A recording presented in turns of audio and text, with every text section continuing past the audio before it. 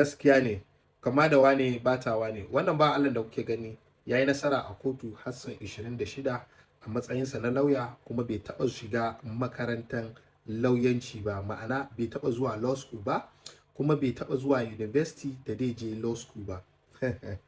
Shi da wannan ba Allah ɗan ƙasan Kenya ne, a inda ya shekara 3 yana matsayin lauya amma na jabu. Shi dai ya yi nasara ne a inda ya hakin ɗin account ɗin wani lauya a ƙasan Kenya ɗin dai, wanda ya yi amfani da sunan wannan bawan Allah da kuma abubuwan da ta shafi wannan bawan Allah nan shekara 3, kuma har ya yi nasara sai 26 a cases da ake basa. Shi dai wannan bawan Allah sunansa Brian Wenda Njangi, Brian Wenda Twiga.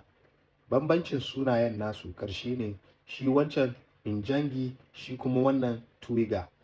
Yadda kuwa aka yi nasarar cafke shi shine asalin mai wannan account din da wannan mutumin ya hakin ya zo yana kokarin yayi login din account din taki, shine shi ko ya sanar da hukuma da suke aiki a karkashin lauyoyi na kasan Kenya, a inda suka duba suka gane cewa ai an yi amfani da account din ne. Ganin haka kuwa sai suka gayyaci shi wannan da yake amfani da account din ya zo don a tuhume shi. Yana zuwa kuwa aka tambaye shi kaza kaza, ya ce eh shine, kuma ga dalilin da yasa haka.